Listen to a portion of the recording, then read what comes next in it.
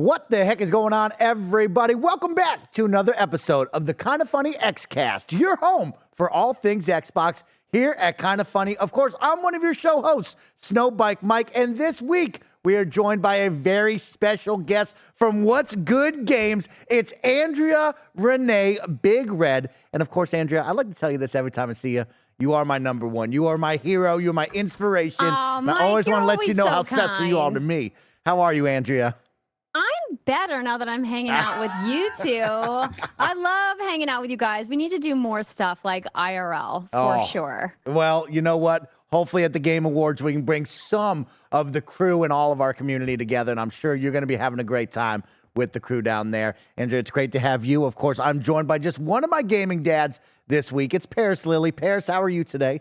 I'm doing great and very excited to have Andrea on. As I've told you in the past, Andrea, you've been a big inspiration for me. You're one of the best in this industry, and it's awesome to have you.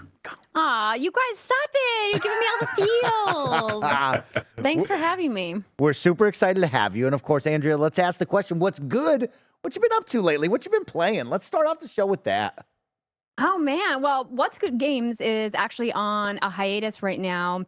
We did a fun little send-off live stream for our girl, Rihanna Manuel Pena. If you guys follow her on social media, you know that she and her husband, Danny Pena, of Gamertag Radio, of course. I think anyone who listens to the show knows that. They're expecting their first baby, like, imminently. Like, baby could come literally at any moment. And so Britt and I just took the time to kind of go dark for a few months and focus on some other stuff. And that means hopefully getting to play more games, but I've mostly been playing the game of potty training with my toddler, which is super fun. But I have been dipping my toes into Alan Wake 2, and this game is so scary. I'm not ready for it. That's great to hear. I love that, Andrea. And yeah, Alan Wake 2 has been a big topic of discussion over here at KindaFunny. I know a lot of the crew is loving it. Potential game of the year, they're saying over here. You know, I know it's scary for you, but what are you thinking of it so far? It's really phenomenal in a lot of different ways. What Remedy has created with this game is truly unique. It's incredibly innovative. It's also just beautiful to look at. And the way that they interweave different gameplay mechanics, I've really never seen it done before. Now, survival horror, not my favorite genre of all time, but absolutely willing to give myself the spooky vibes to experience some truly remarkable game making. Parris, you've been playing Alan Wake 2. What are your thoughts so far? We haven't got to talk deep dive into it quite yet. So I'm actually going to approach it this way. I watch a lot of KindaFunny content because obviously I like to support the family and I like to keep up on what's going on. And I just so happened to be watching the Gamecast this morning. And at the very end, they were talking about Game of the Year, Game Awards, and all that stuff. And my name came up about Alan Wake 2 because I did say, for me, I think Alan Wake 2 is the game of the year. For every game that I've played this year, it is my most favorite game that I've played this year, 100%. And they mocked me for it. What? Why did they mock you? Greg, don't think I didn't see what you said. Nah, those fanboys don't know what they're talking about. They don't get it. They don't get it. Well, I think they thought about it in the context of it winning. Yeah, it winning at the Game Awards, so which I think that's what they took away from it. But maybe that's not what your intention of the tweet was. Well, no, yeah, because a lot of people were. It was basically the Game Awards tweeted out, you know, if you had to write it right now, what do you think the game of the year would be? So I said Alan Wake 2. I mean, all joking aside, I get their point. I mean, between Baldur's Gate 3 and Zelda, it's going to be pretty tough for it to win Game of the Year, in my personal opinion, but it 100% should be on that nomination list when that comes out next week, because that's just how good it was. Now, I have not played Baldur's Gate 3, so a lot of people take me to task for that, going, how can you say you didn't play that game? So fair, I haven't played it, so maybe if I did play it, it would change my mind. But I played everything else that's going to be on that nomination list, and Alan Wake 2 definitely stood out to me. There's still time to play Baldur's Gate. You can still play it. Still plenty of time. I'm not going to play it. There's too much other stuff. What? I already know I'm not going to play it. Did you play Cocoon? Yes, I did. Oh my God, I love that game. It was so good. That's the other game I'm playing right now. It's funny, just side tangent, when I think about Game of the Year, but then you think about Indie Game of the Year, there is some stiff competition on that level. Cocoon's obviously one of them. Sea of Stars is another one that I'm thinking of off the top of my head. Would you consider? Well, no, you wouldn't consider Hi-Fi Rush an indie game. It's just a AA game since Microsoft put it out. Well, it's Tango. Yeah. So no, I wouldn't consider it indie because Tango's owned by Bethesda. Yeah. So no, I wouldn't. But Baldur's Gate, definitely an indie. Wow. That's true. That is true. Okay. You're right. So, I mean, I think Baldur's Gate coming into the indie category feels unfair, but I mean, technically Larian is an independent studio, right? Yeah, so that's true. I think it's worth mentioning. But yeah, no, the indie category is just overflowing with gems this year. So many great games. Shout out to Dredge. I loved Dredge this year. Yep. I really like Venma, Thirsty Suitors, which just came out. Come on, Yep. that was a good one. Dave the Diver. I know there's a lot of I just conversation started playing here on Switch. at Kinda Funny. I just started playing it. That's another one. Great. It's fantastic. That's a fantastic one, Parris, is right. Yeah. We're going to find out on Monday all the nominations for the Game Awards. So that's something for all of you to look forward to. That will be a big topic of discussion. What are Jeff Keighley's top 6 that were voted on by the industry peers? And, of course, where the nominations are going to go. It's very exciting stuff. Andrea, give me your top 6 real quick. If you could go off the top of your head, what do you think the nominations will be? They don't have to be your top 6. What do you think the nominations will be? For Game of the Year specifically? For Game of the Year, top 6. Okay, so it'll be Baldur's Gate 3, The Legend of Zelda: Tears of the Kingdom. I think it'll also be Alan Wake 2. I hope to see Star Wars Jedi Survivor up there, but I don't know if my peers feel the same. I think Starfield will be in that, though I've had some really interesting conversations with people in the industry about if it will or will not make it. So that's 5. I mean, it's tough because there's like the best of the rest is like Resident Evil 4 has a shot. Final Fantasy 16 has a shot. I'm trying to think of what else could, Marvel Spider-Man 2, of course, that has to be in there. So that would be, that to me is like a definitive. Like that game is one of my top 3 games of the year. That game is just magnificent in so many ways. It's hard. It's going to be interesting. I was actually talking to Keighley about this when I saw him at the Alan Wake preview event. And I was like, man, what are you going to do this year? Is it going to be like the Oscars when they expanded the, Best Picture category and had, like more nominees? And he's like, I don't know. It's tough because he's like, not every year is going to be like this year. So he's like, why would we want to expand it? We have to think really carefully about permanently expanding it. But he's like, because there's going to be so many split votes, he anticipates there being some ties. And I was like, oh, interesting. Okay. Very exciting. Parris, I want to tell me. Yeah, Parris. no, go ahead, please. Go ahead. No, I was going to keep it moving. So you tell me, Parris. Yeah, I was just going to simply expand upon what Andrea is saying. See, yeah, I'm leaning towards let's not expand it because when I think about 2024 as an example, again, there's a lot of unknown, but what if we do know? I just don't think it's going to be as big as 2023 to where you're going to have 8 or 9 or 10, games that are going to quote unquote be worthy of being in the nomination list. So I think keep it at 6. It's what he's always done. And I think no matter what, it could be 10, honestly. And I think no matter what, there's going to be people that are going to have a legit reason to be upset why their favorite game didn't make it into the nom. Because like you bring up Jedi Survivor, I don't think Jedi Survivor makes it into the top 6. No, and I don't either. In any other year, it would be. Absolutely. I think when you think about games like Diablo 4, and you think Final Fantasy 16, those Diablo. Oh my God, another game I just forgot. Right. Those could be on the list, but it wouldn't shock me if they're not, as examples. So yeah, it's gonna be a great year, and we've talked about it on previous shows. Like I just brought up Hi-Fi Rush. I think of all the games that have come out this year, it might make one nomination category, but I think it's going to suffer the most because it came out so early in the year. I think a lot of people, it's not going to be top of mind, but it was a fantastic game and it deserves, all the accolades that it potentially could get. But I got a feeling that it won't, but obviously we'll see on Monday. We're going to give it a lot of love here on the Xcast when we talk about some of the best Xbox games of the year. Hi-Fi Rush will be definitely given its flowers. But Parris, I want to touch on some games you've been playing before we get into the show because I know you've been jumping into Halo Infinite, checking out some of those Forge maps, and I had to jump in to that Halo Battle Royale that was created by the community, and I have some thoughts on that, but I want to know what you've been thinking of Season 5 thus far after a couple of weeks. I mean, in my opinion, Halo Infinite, it's back. Like, as much as, over the past few years, we've been talking about Halo and it's been mostly a downer. I mean, obviously at its initial launch, we're pretty high on it with the campaign and that initial offering of multiplayer, but they just simply couldn't keep up with the content. But this season 5 feels like this is what I've wanted Halo Infinite to be. It's feature complete. What they're doing with Forge right now is just amazing. To your point, I dipped my toe in that Battle Royale, so I haven't played it a lot, but just the couple matches I did was a blast.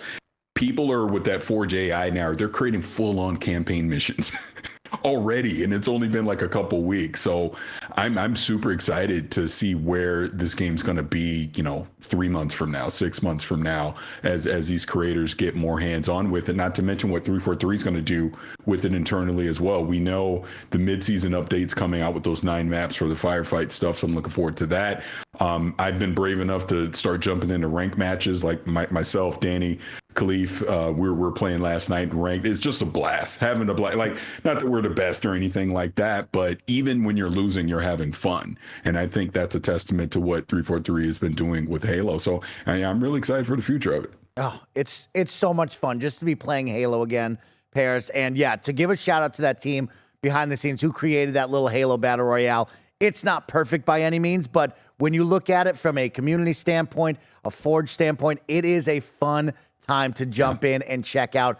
I will say, well done on the map. Very cool with the closing circle. The AI is punishing. There is a PvP VE element to this where the AI is going to get up in your grill. They're going to really add to the fire of it all. And it is a fun time, especially, Andrea, get this, they got a gulag. So if you die, you go into the gulag and you fight for your survival, which kudos to them for creating something fun and dumb like that. So that's a good time. Please check that out. And if you want to know another good time, it's RoboCop. RoboCop Rogue City is a good time. It is dumb fun, and it makes me smile every time I turn it on and I grab somebody and I throw him through a window. A RoboCop stops all around, and he's got the cool pistol. What a good time that game is as well.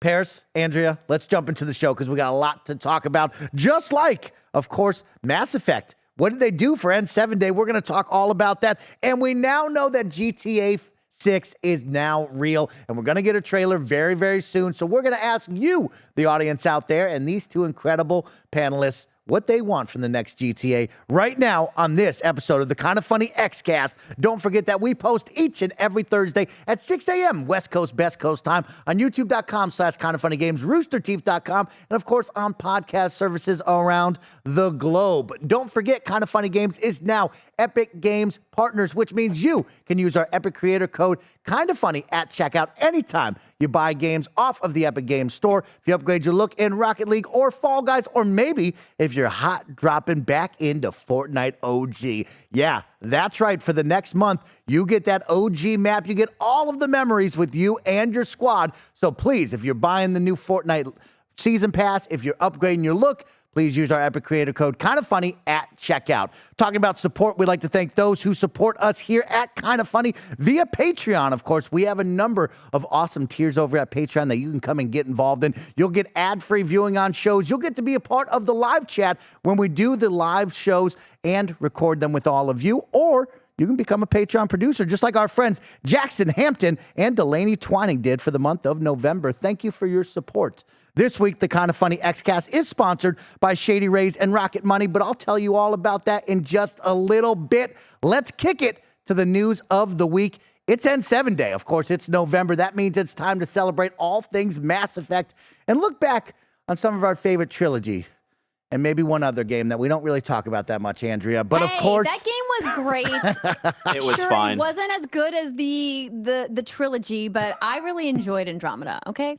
Well, Andrea, I'm happy to have you here because you are my Shep. You are my N7 hero out there. I know you love Mass Effect, and yesterday was N7 Day, which means BioWare and the team from Mass Effect come out and celebrate with the community, maybe give us a little teaser of what to expect next. Of course, we do know that Dragon Age is next from that team. When I look back on it, Mass Effect Andromeda was 2017, Anthem was 2019, and that leads me into 2023 questioning where and when will I get Mass Effect? So, Andrea, what did you think of N7 Day, and when will we get some Mass Effect in our life?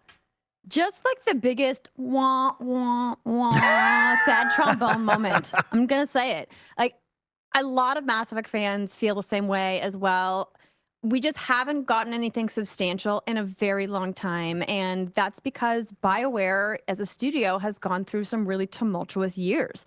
And they've had to shift course and restart projects. They've lost almost all of their senior leadership that originally worked on Mass Effect.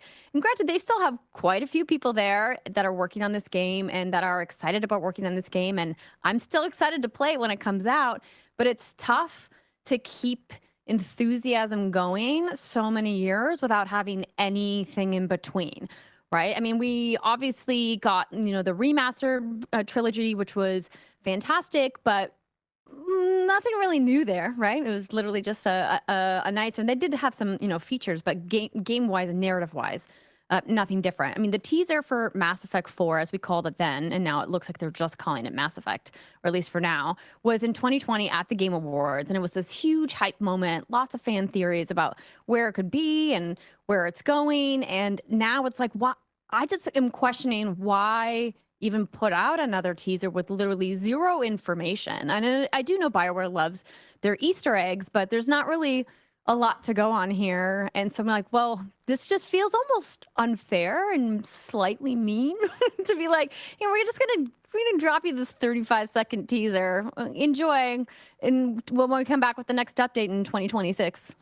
It's like, because they got Dreadwolf in the pipeline from Dragon Age that needs to come out first. They definitely don't have the resources to put these out simultaneously, nor would they want to.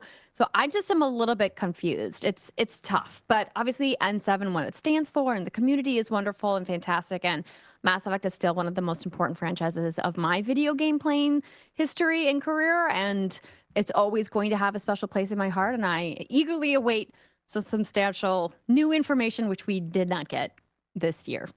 Andrea, very well said. And I feel the same way after watching that 35-second teaser of like, man, that was absolutely nothing. But, nothing beats nothing. A really cool, like neon futuristic sport coat with that fierce red and that white N7 logo. I mean, it's very cool looking. I'll give them that. But it doesn't mean anything to me 3 days afterwards, right? Like, we're going to walk away from that and it didn't give me anything new. Parris, what did you think?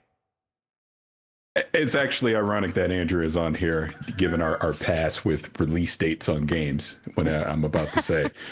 Now, to be clear, I'm a huge Mass Effect fan. I think Mass Effect 2 is one of the greatest games ever made, period, point blank. I don't think we see whatever this Mass Effect is going to be until the PlayStation 6 and the Xbox Y, right? It's going to be a long ways off. I don't see, if it does land this generation, it's going to be at the very end of it, leading into the next generation of gaming. To Andrew's point, I mean, this teaser doesn't do a lot for me because I just don't think the game is imminent. I can't get excited for it when I think about the track record. Like Andrew, you might even remember this. God, was this E3 2014? Remember, we always called it the donut E3 for EA because EA had the press conference where they had nothing to show and they gave everybody donuts. Gameplay. Yeah, that's what this feels like to me, where it's just years and years away and you're not really giving me anything to be excited about. And I'm saying this as a Mass Effect fan because, of course, I want a new Mass Effect. Obviously, after Andromeda didn't land the way that they thought, they've gone back to the drawing board. We see, to your point, the state that the studio is in with their leadership and the structure. They are most likely focusing on Dragon Age. Like, let's get that right first before we start truly worrying about what Mass Effect is going to be and when it's coming out. So to that point, yeah, I'm not holding my breath anytime soon for a new Mass Effect. Andrea, do you think that we could get Mass Effect at the Game Awards this year, or do you think it will be Dragon Age? Will we get Dragon Age at the Game Awards? Do you think we'll get anything from BioWare? Dude, I would like us to get something from Dreadwolf at the Game Awards because we got, the last big substantial teaser we got, at least, trailer-wise, was at the Game Awards, but I honestly don't know. Like, some of the, rumblings I've heard on the industry side is that there's just a lot of turmoil at BioWare right now. And that while they obviously are a team of talented people and they're marching forward, it kind of makes you pause and go, well, what is happening with that game? Did they have to start over and retool it? And knowing BioWare's history within EA as a publisher and how EA's prerogatives have changed quite dramatically in the last 5 years. It's like, well, what is that game going to look like? Is it going to look like the Dragon Age games that we've known? Is it going to be like Inquisition or even some of the earlier games? Because the bar for open world RPGs has raised quite a bit since Inquisition came out. And Inquisition was a Game of the Year game, right? Like that game was phenomenal. And I thought what BioWare created with that was really, really magical. So it's like, I think they've already set the bar high for themselves. And now the industry has pushed it even higher. And so you go, well, you definitely don't want to put out something that's not at least going to meet where the competition is, because gamers have so much more choice than ever and so fewer dollars than ever before because of the way the world is, the way the economy is, inflation. So it's so tough for teams to try to pick and choose how are we going to set our game apart, even if it comes from a beloved IP. Well said. Very excited to see what they can do, Andrea, because, I think about Baldur's Gate 3 this year and what that did in that genre, right? And an impossible standard to meet. Exactly. And now I look at this team going, man, I really love Dragon Age and everything you've done. I would be afraid to be next to this and give it some time away, but I don't know when we will see Dragon Age or the next Mass Effect. But I do know one thing. We're going to see something right around the corner, and that's GTA 6. But we're going to talk about that right after a word from our sponsors. This episode is brought to you by Shady Rays. 'Tis the season of giving. Get the perfect gift for a special someone, yourself, or both. Our friends at Shady Rays have you covered with premium polarized shades and quick swap snow goggles that won't break the bank. Shady Rays is an independent sunglasses company that offers an unrivaled product that's just as good as any expensive pair we've worn. Y'all know I've been outside in the sun a lot playing Pokemon Go, and it's such a great experience wearing Shady Rays when I'm out and about looking dope. And that's not all. Every pair of sunglasses is backed by lost or broken replacements. If you lose or break your pair, even on day one, they told us they will send you a brand new pair, no questions asked. Exclusively for our listeners, Shady Rays is giving out a very merry deal for the season. You can go to shadyrays.com, use code KindaFunny for 50% off 2+ pairs of polarized sunglasses. Try for yourself the shades rated 5 stars by over 250,000 people by going to shadyrays.com, using code KindaFunny,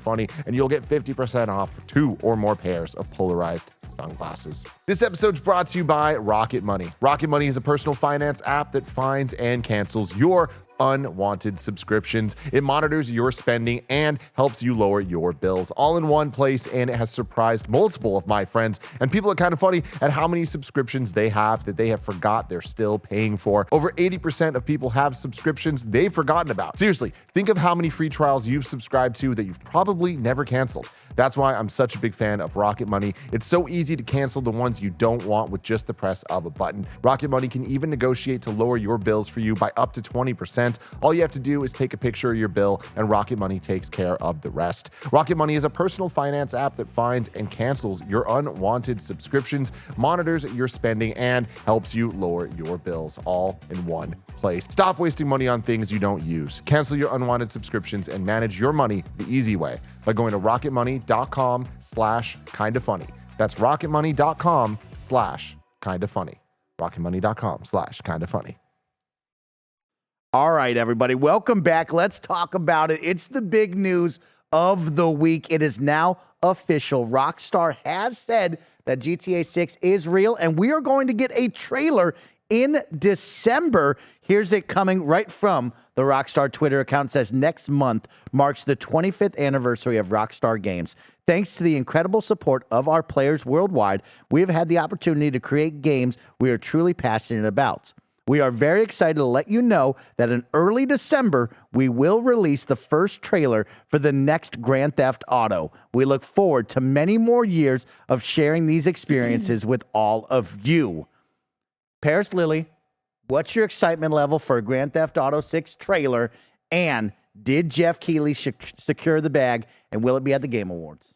I mean, I'm very excited for a Grand Theft Auto 6 trailer. Really looking forward to it. I mean, this is the GOAT. This is the game. This is the game that when it comes out, it's transcended. I mean, look how many years we've been playing Grand Theft Auto 5, and it's still not slowed down. So I'm very excited to see what this next iteration of Grand Theft Auto is going to be. Now, to your point, did Jeff Keighley get this? No, I do not think Jeff Keighley has this. No way, no how. But I have a theory. Rockstar needs nobody and nothing to announce anything. I have a theory, though, Andrea. Okay, let's go. Early December. I was thinking early December. I go, what is going on in early December if it's not the Game Awards? Mike? Tell me. There's a little something happening in Las Vegas in early December. Uh-oh. You know what I'm talking about.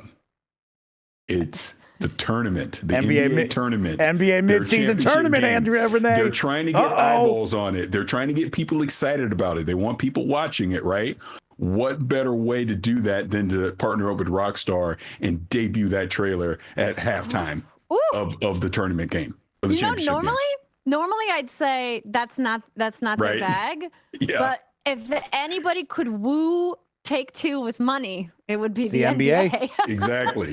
And that's the only reason I'm thinking of it, because this is the first year of it. You're trying to draw attention to it. What's a way to get that 18 to 49 demographic or whoever they're trying to capture to pay attention to this tournament? And it would be Grand Theft Auto 6. Everybody knows about this game. It is the biggest game. But I'm torn, right? Because those spots are so expensive for advertisers to buy, and Rockstar knows that they don't have to pay a premium to get the word out about GTA. So Adam Silver's like, I get you a discount. Don't worry. I love the idea though that it's a kind of get hype moment, because it's definitely not going to be debuted at the Game Awards. Doesn't mean that Rockstar isn't going to do something with Keighley at the Game Awards as like in tandem, but that's not what we're going to see for the first time. But we also, can I just like mention in this public statement, they don't call it Grand Theft Auto 6. They literally say the next Grand Theft Auto. And I think that's worth noting. Because what if this isn't GTA 6 and it's instead GTA something else? I mean, Grand Theft Auto Vice City was my favorite Grand Theft Auto. Oh, yeah. And as Blessing has said joked over the last couple of years, you can spell Vice City with a VI at the very beginning. Not bad. I like that. Not bad. I like that. Well, a little graphics work there. I like that. I like that. For everyone watching and listening, of course, the Game Awards takes place December 7th. The championship game of that mid-season NBA tournament takes place Saturday, December 9th. So both early December, something to keep an eye out on that one. Andrea, let's talk about Grand Theft Auto, right? The fun ones are some of the stats that they shared. GTA 5 has sold 190 million copies. Just stupid. It's just stupid, that number. Red Dead Redemption 2, 57 million copies. So we expect a lot out of Rockstar, and we know they're very talented. Of course, we've seen some of the leaks, right? We don't know if they're true or not, but we do believe it takes place in Vice City down in Miami. Will be the inspiration, possibly two protagonists, maybe a male and a female going on there. Of course, a lot of energy going into some fun times ahead. But Andrea, let's talk about Grand Theft Auto. What do you expect out of this trailer? What are some of the wowing things that you want to see? I would love to see some innovation that they're doing in gameplay. Rockstar is an innovative studio. They are one of the industry leading studios, and some of the technology that they build for their games. I remember feeling so amazed at some of the things that they accomplished with Red Dead Redemption 2 from a technology perspective in that game. And I really would love to see them take some of that and bring it into GTA, even more of those organic moments you can just stumble across and they just kind of happen in the world, building upon, procedurally generated AI and scripting and all that they really kind of started doing within RDR2. And I think that, we're going to see that. I think that's why we've waited so long for what's next, because even Rockstar themselves have come out and said, we expect the best of ourselves and we want to put out something that's going to change the industry. Now, dare I use the tech bros word, disrupt the video game industry. But I mean, that's what Rockstar is, right? They are a disruptor. Like, they kind of stand alone on their own island doing their own thing, but they clearly have a commitment to quality that they back up time and time again. And that's why all eyes are on what is this announcement going to be, because GTA is one of the biggest video game franchises of all time. Andrea, can you keep it real with me for a second? Let's get real. Okay. Okay. Will this feel like a half step forward, or will this truly feel next gen? No. And when I think about, Not a half step for I sure. think about Starfield, right? Starfield was new IP, 25 years in the making. It was a Bethesda game, right? It did feel like a half step into the next generation of gaming. Do you think Rockstar has it in them? Will set the tone? You don't think it's a half Yes. step? No, I Okay. don't think Rockstar does half steps. They've had a couple missteps, maybe, but not half steps. LA Noire, I'm looking at you. But I think that when you take their biggest franchise, Grand Theft Auto, and say, we're going to put the next installment of the Grand Theft Auto franchise out, they're not going to baby step, half step it at all, right? Like they're doing this incredibly thoughtfully, very specifically making clear choices about how they're announcing it, how they're developing it, and what it's going to look like. And so I'm excited. Like it's rare that we get these really gigantic moments in video games, but a new GTA, man, it's one of them. Parris, what do you think? Half step, full next gen step? Where do you think this is going to fall? I do think, literally to everything that Andrea said, I think this is a full next gen step that they're going to do because of the pedigree of the studio and how meticulous they are about their games. And it has been 10 years, right? It's been 10 years since 5. The fact that they're coming out and going, yep, we're about to show you a trailer. I'm expecting a next gen experience from them. And believe it or not, you know what actually kind of gives me hope that this will truly be a next gen experience? Cyberpunk 2077 Phantom Liberty. Once CD Projekt Red left the last gen behind and said, we're making Cyberpunk only in next gen. Look what that game is right now, right? It's incredible. And I expect Rockstar to go an even higher level than that. So yeah, I'm really looking forward to this trailer to see what they do.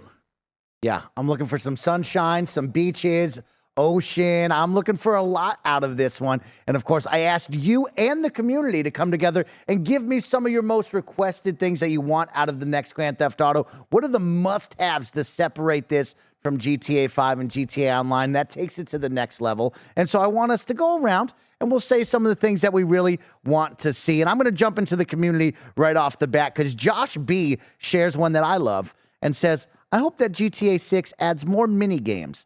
I see, like the series Like a Dragon, ramping up the little things you can do, and I love that. Give us bowling, darts, races, golf, basketball, soccer, etc. I want a bit more added into the world, and I echo that statement. I want to see them continue to elevate these side activities, right? I think we've gotten such a fun one coming from Grand Theft Auto 4, where they really put an emphasis on romance, and you were going out on dates and playing darts and going to the comedy store. I want to see more of that, and I think golf and tennis was fun for me, but what else can you add to really make it feel like a lived-in world that I can just stop and say, you know what?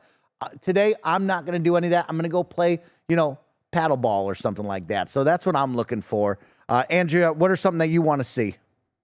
I love that because GTA is the ultimate sandbox game, right? And it is kind of interesting when you bring up, Like a Dragon or the Yakuza franchise and how well they've done mini games and they're known for the mini games. So love that suggestion. Am I gonna just like hit it on the nose and be like female protagonist, Ooh. playable main female protagonist? But I mean that conversation's been had. Fingers crossed that we'll get it this time around, but.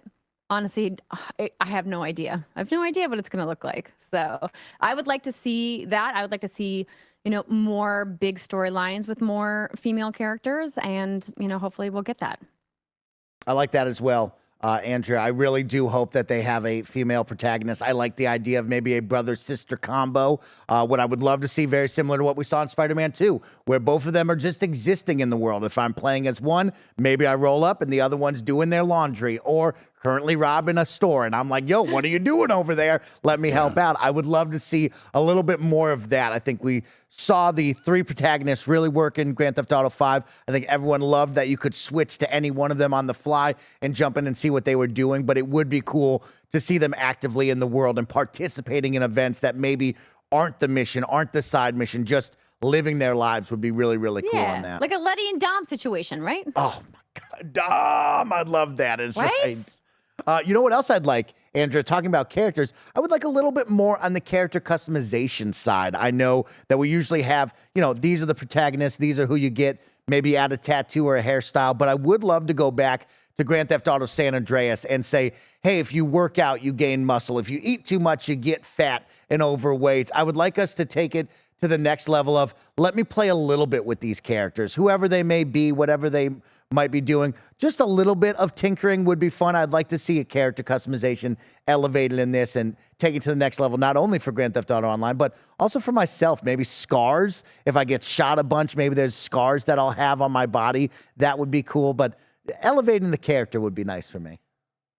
Parris, Lily, what do you got? Tell me. Oh, I just wanted to touch on that because obviously GTA Online is its own beast, and the what you want out of a set for a set of I guess features for GTA Online, I think is different than requests for like GTA the campaign, right? And so it's hard sometimes to kind of like silo those things because are they going to be siloed in the next iteration? Who knows? I would guess not. But what does that mean for the crafted narrative experience that we come to know of the GTA campaigns versus the more player-driven experience of GTA Online? Ooh, I like that. Parris, what do you got for me? What do you want to see? This is why I tell you, Andrea, she's like the best in the business because she's saying everything that I was about to say. I don't need to take it from you, Parris. I'm sorry. No, not a problem at all. But to your exact point of what you're talking about, that's where I was going was the online component. I do think what is the next iteration of that going to look like? Is that going to be more integrated into the main part of the game potentially and not just be a separate thing? Because obviously over these past 10 years, Grand Theft Auto Online has been the thing that's kept it going beyond just the main game. So I'm very curious to see, do we see more of a co-op component in the main campaign? Obviously, what are the insane heists that are going to be happening online? I'm very interested to see how that's going to play out. I doubt we see any hint of that in this initial trailer. It'll probably be more story focused, but obviously when we get closer to whenever the game is coming out and they start talking more about it, that would probably be the thing that I want to see. Kenny writes in, aka Tyler, and says, I really want to see better graphics and load times. How can Grand Theft Auto 6 best take advantage of the current gen hardware? P.S. Shout out to GTA 5 for beating Spider-Man 2 to the punch with seamless character switching in 2013. Who would have thought that would be a big thing? Shout out to that one. But yeah, Andrea, we talk about that half step or full step, and that's where I kind of play this dance of like, what will Grand Theft Auto look like, right? I think we've seen some advancements since 2013 to now of first-person mode. Oh, now they've added ray tracing, right? Oh, it's still taken forever to load into online or back into single player. I do want to see something on not only the hardware side of load times, but I want to see something wowing. I think there's this blend of it's GTA and you see it and you look at it and you know what it looks like, but I think there's another step to it that will make it look maybe a little more realistic or maybe just next-gen vibes. And I worry that we're not going to get that, Andrea. That's a very well-placed worry because I think in some regards they're a little Pokemon-like in that because and I use Pokemon as an example because Pokemon is a video game franchise that has such a massive built-in loyal audience that while we would love to see a huge generational leap forward for Pokemon, both in gameplay and graphics, we haven't gotten it yet. And it's like, well, when will we get it? And it's like, well, GTA also massive built-in loyal fan base. Do they need, from a graphics perspective only, to make this huge leap? Like, does it need to look like Horizon Forbidden West, but GTA? Like, is that necessary or possible when you have a giant sandbox game versus just an open world action adventure? Because those are two different things, right? So I think it's an interesting idea. I mean, listen, I know we're not really supposed to talk about that leaked footage that happened, but that leaked footage was, for how old it was, still looked real good. So I think it's going to look just beautiful. So no worry. I like hearing that. Back to you, Andrea. What else do you want to see? From GTA? Yep. Mm-hmm. Oh, it's interesting because one of the conversations that I found really fascinating around what to expect from the next Grand Theft Auto is how are they going to handle some of the more controversial aspects of content that's been in GTA games of past in today's culture landscape, knowing how even 2023 is different than 2020 was and is dramatically different than 2012 was, right? And it's like, well, what are they going to do to evolve the way that they approach narrative and storytelling set against a backdrop of crime and criminals and people who are, unsavory types, but also knowing that we as an audience aren't really as tolerating of some of the things that you could do in those games, right? Like the idea that you would pay a hooker to get in your car and you would mess around with her and then you could shoot her and take your money back, right? Like that as a gameplay loop probably doesn't fly today, right? So it's like, well, what is Rockstar going to do, and what kind of gameplay elements are they going to work in to Grand Theft Auto as a formula and a franchise that are going to resonate with gamers and get gamers excited? And obviously, you're never going to please everybody. There's always going to be people who are upset about literally anything and everything. And I'm not talking about those people. I'm talking about the mass of people who typically will buy a GTA game. And I think everyone's appetite for that has just dramatically shifted. So how they're going to approach that's going to be very fascinating.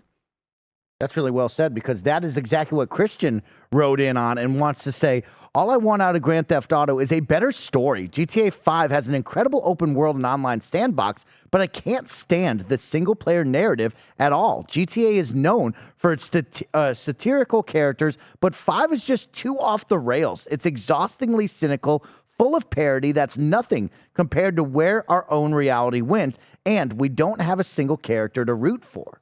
Parris, do you think that's going to be a tough one for them to nail, is the story and really connecting with us as the gamers and players? Yeah, I mean, I agree. I agree that I think it's going to be tough, but also part of what makes Grand Theft Auto is leaning into the satire of it as well. So they just got to, it's a balance. It's finding that fine line of going all the way to the edge, but not going over it, and offending too many people. But I don't want to lose that at the same time. You know what I mean? Yeah. So it'll be interesting to see, because what am I thinking of? The last Saints Row game. I don't think it wasn't Saints Row. And I think that was part of its problem, where you're not doing the thing that made you phenomenon that you were. So if Grand Theft Auto were to have this drastic shift away from that, I think a lot of people, there'd be a huge pushback, in my opinion. But we are in a different world now, so you do have to be mindful of that. Nobody has chill anymore. I almost feel like satire is impossible to do now, because the people who appreciate it and understand what satire even is feels few and far between. It's like, yo, dog, like we can talk about having a joke and not getting offended at literally everything that happens. Yeah, right? Like what? There has to be a space to talk about people's emotional response and feelings and being cognizant of inclusivity, right? Like that's important. But we also need to talk about, like, is it okay to also poke fun at ourselves and laugh at ourselves? And like, where is that line is different for everybody. And that's like the incredibly hard part about making any narrative comedy content in this era. And I don't feel for them. They have their work cut out for them, for sure. Definitely don't. But you know what? You just made me think of something. You know who does a great job of that? And Mike mentioned the game earlier, RoboCop, Rogue City. City does a great job with their satire. It felt like RoboCop to me, and that's why I enjoyed it so much. So, I mean, I think there's still room there to be able to do it right and do it in a respectful, tasteful way. But no, I do not envy that writing room at all. It's going to be tough. Some things for me that I'm looking forward to and hopefully seeing is some more dynamic weather. I think we've played around with it in the GTA franchise, but being in Miami, I would really like to see how we can play a little bit more with that, right? I think there are some really cool biomes within that southern area that maybe we can see a swamp, we could see the beach, we can maybe get some flooding, maybe even possibly a hurricane. I would love to see kind of like Just Cause, like yes, like that kind? You know that, Andrea. That's what I want. I want something really wowing where it feels powerful, and in the moment you have a slight panic of like, what am I going to do here? What is going to be the repercussions of whatever decision I make? But I'd love to see that, especially when we talk about those beautiful sandy beaches, right? I'm going to be spending time running up and down the coast, maybe swimming out to a yacht party. I want to see them really bring it when it comes to weather and the environment itself, because I don't know if we'll get a Mount Tam similar to Grand Theft Auto 5, where there's just a giant mountain to hike up and downhill mountain bike. Doesn't really fit the aesthetic of Miami. So how do you elevate that in a swamp-like situation? Speaking on that, the other part, and completely agree with the weather stuff, but as far as the open world goes, and now this is taking it more San Andreas, yeah, it might be happening in Miami, but I want to be able to go to Tallahassee, or I want to go to Cuba or something like that, right? And not a super big deal, but expand outside of just the city when it comes to the open world and really make it feel big and expansive. I think that would, obviously being next gen only, I think they have an opportunity to be able to do as well. Andrea, I always had the dream. I'll never forget. It was Grand Theft Auto 3. Vice City was next, and there was rumors being spread at the lunch table, you know. Oh, I heard you can roller skate. And I said, man, I'd love to roller skate. I would love for them to figure out some roller skating in this game because we've had BMX bikes. They're incredible. I would love more modes of transportation. Shucks, let me ride a horse. You know what I mean? Let's see how kind of weird and funky they can get with some new ones. Surfing is probably going to be in there. I would hope it's in there. And so I'm looking at some other modes of transportation that would elevate the fun game. I mean, deep sea diving, Oh. like scuba, that could be fun. That could be really cool. And then that leads me into wildlife, Andrea. They better nail the wildlife. Because I feel like in Grand Theft Auto 5, we said, oh, yeah, there's wildlife, but it was like one deer would run by me. I would love to really feel like when I'm in the ocean, you see the coral reefs, you see sharks coming by, maybe some fish. Maybe we have some Animal Crossing type fishing mini game going on in there. Just small things that really elevate this open world. But see, that goes back to the point I was making before, to what you're saying. Have the Everglades in there, Yes. right? You know, we might have to get rid of someone and take them down to the Everglades and let Yeah. get it, right? You know what I mean? It's just stuff like that. If they could do that, again, I'm super excited for this trailer. I mean, we're obviously spitballing, and you know the possibilities are endless, but I have a good feeling they're gonna nail this. I have two more, one for me and one from the community. One for me is the music. Of course, my favorite stuff is the radio stations. I love the radio DJs. Of course, Laszlo has been with us all the way through and through, always bringing the laughter. But I am excited to see what is the new soundtracks they pick. How do we make it streamer friendly, but still feel like I have a good soundtrack if I go into streamer mode? And on top of that, I would love a little more freedom on possibly favoriting the songs that I like from each station and having my own station with those favorited songs so I don't have to listen to the songs I don't like. I don't think we have a world where we're going to integrate Spotify in any way, shape, or form. I think some people would dream that station is just their Spotify playlist. But for me, I'd like to take the playlist that Grand Theft Auto gives me and like 5 or 10 songs out of them and make my own radio station of just the songs I prefer. I think would be fun as well. I don't think that that's out of the realm of possibility with mobile connectivity. Like if they did do some kind of connected mobile app to be able to do that and have it, you know, like tied to your gamer tag.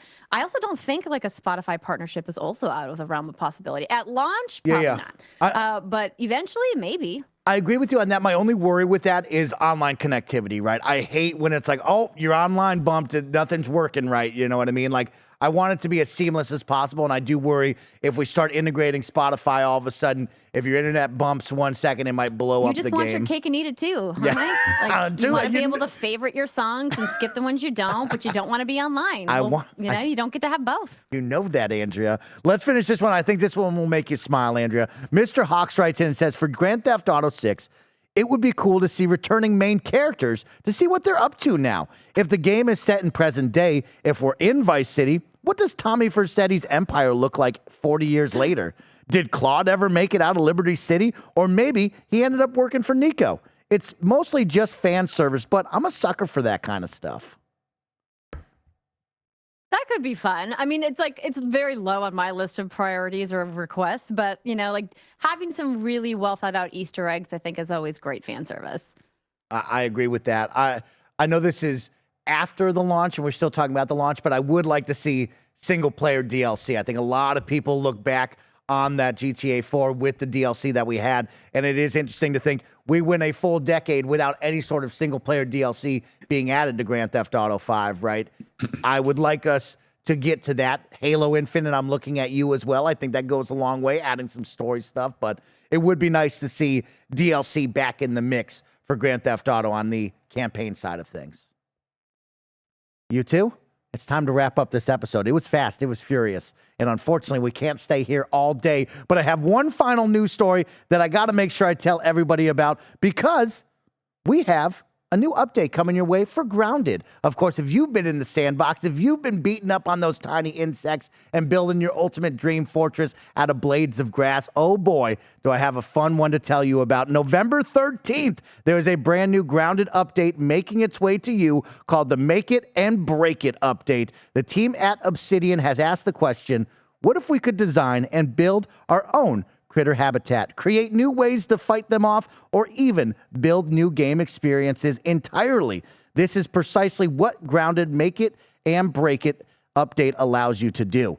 With the brand new Playgrounds mode, you can craft your own levels from the ground up and with a suite of design tools at your disposal using either the pre-existing backyard or an empty sandbox as a starting point. You can craft buildings, place objects, furniture, and even create or even use creature spawners that drop enemies whenever you'd like them to. Inspired by the modding community, the team wanted to give players the tools to craft their own unique Grounded experience and ability to share and try others' creations as well. Parris, I wanted to make sure to slide this in there because I know you're loving Halo Forge, and it sounds like Grounded is getting their own Forge-like situation coming to the game, which is exciting to see. See, this is why Obsidian was my number one pick when we did the draft last week. No, this is great. And to your exact point, I mean, this is like a Forge mode for Grounded. And I think, again, the possibilities are endless. And actually, Mike, I want you to pronounce his name. Can you pronounce, Mike, see if I say it, then you're going to say it. He makes all the graphics. You couldn't say his name last week. Oh, Clobriel is how I pronounced it. Uh-huh. Mm-hmm. Thank you. No, but he even posted something, just playing around in there, had created something just within like the first couple days of this being out. So it's exciting. It's exciting when you hand tools back to the community and just let their imaginations go wild. So yeah, I'm really looking forward to seeing here in the next few weeks and months what people are going to be making. Andrea, what do you think about user-created content in games and giving the players the tool set? Do you get excited about this? Will you jump into Grounded with this update? Where do you fall on this?